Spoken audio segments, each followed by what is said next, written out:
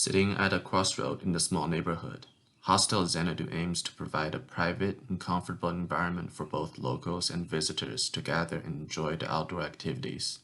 Such purpose led to a concentric plan solution, which includes a circular central courtyard and linear circulation that stretches and wraps around the core gathering space. With private utility areas such as dorm rooms and libraries on one end of the walkway and public service section on the other end, the program forms a gradient between privacy and publicity along a linear experience. The main entrance, which leads to the registration desk and the residential section of the property, is located on the south end of the circulation, facing the main street, while the secondary entrance is partially hidden inside of the courtyard, providing convenient access to the public section of the hostel, such as the community meeting room and the public cafe.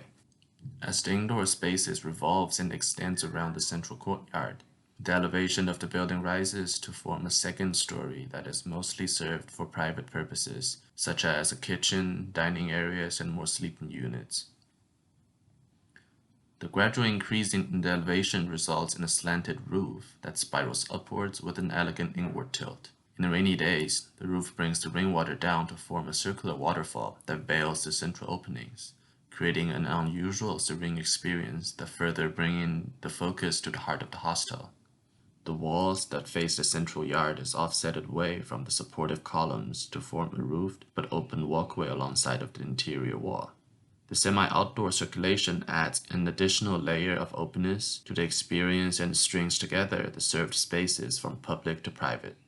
The visual follows the curvature of the wall and the flowing of the roof edge to the open area, emphasizing the little private gathering space that is sheltered from the busy urban environment.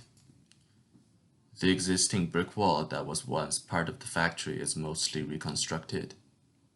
The structure and form are largely preserved, but the frames of the window openings are relocated to set up the grid for the hostel dorms while providing natural daylight access.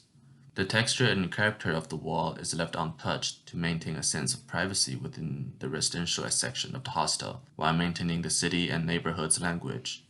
On the offsetted wall that faced the central courtyard, louvers, glasses, revolving doors, and columns are largely applied and integrated to provide layers of openness. The differentiation of the louvers and glass panels flows up and down along the circulation in a wavy form. Such design provides a dynamic variation of the daylight volume and view axis to form a gradient of privacy along the linear circulation, which suggests the division of indoor utility spaces.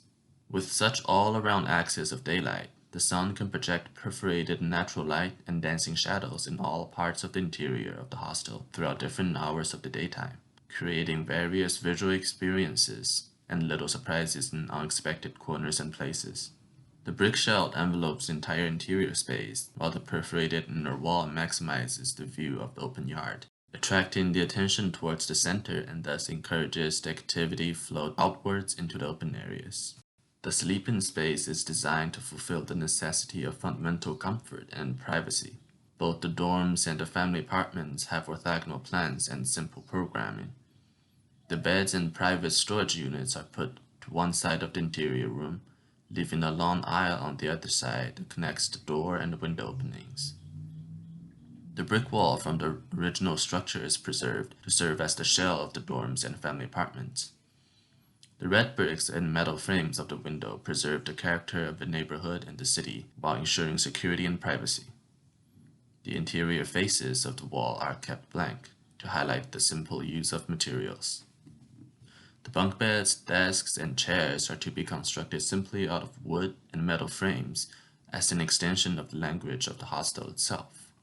The minimal use of colors and forms highlights the contrast between the lightness of the furniture and the heavy shell of the rooms, while encourages the focus to the outside view and outdoor activities.